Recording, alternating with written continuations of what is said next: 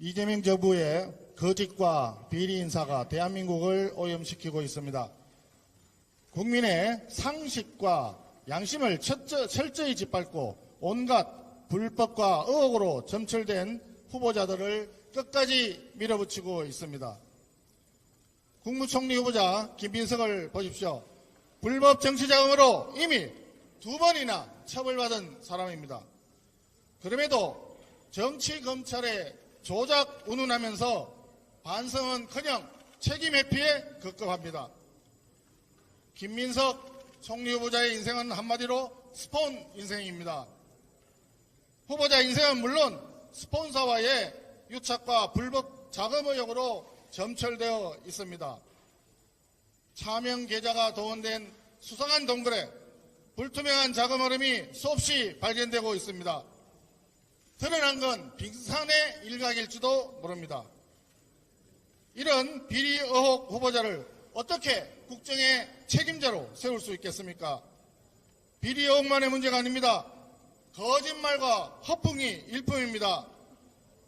민주당 최고위원 시절에 아침 7시 회의를 마치고 곧바로 8시, 9시 비행기를 타고 중국 칭화대로 갔다고 허풍을 떨고 있습니다.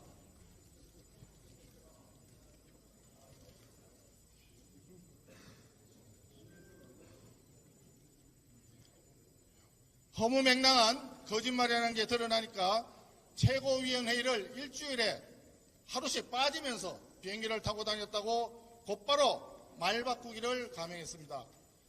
인사청문특위 자료 제출 요구를 거부하더니 페이스북에는 돌연 정체불명의 자료를 출입국 기록이라고 올렸습니다.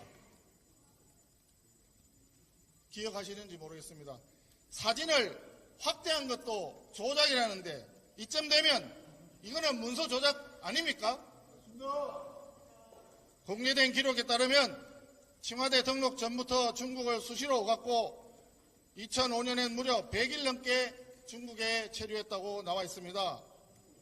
중국에 왜 그렇게 자주 많이 갔는지, 또 항공료와 체류비는 어디서 나왔는지 모두가 의혹투성입니다.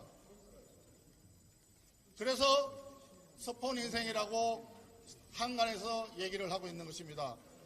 국정원장 후보자 이종석은 또 어떻습니까? 교원 영색의 말 바꾸기 달인입니다.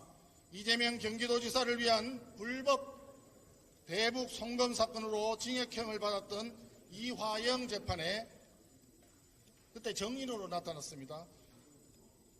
이화영과 안지는 20년 가까이 되었다. 그렇게 하면서 변호를 해주었던 사람입니다.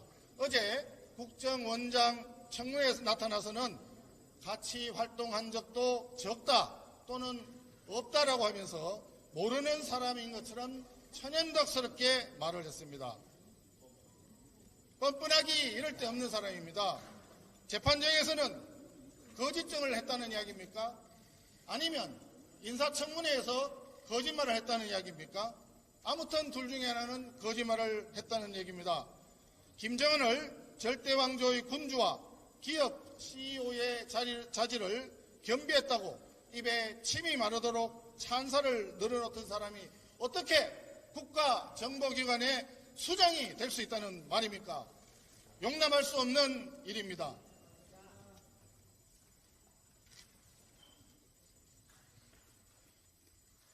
이것으로 미루어볼 때 이재명 정권의 인사검증 시스템은 이미 실패한 것이나 진배 없습니다.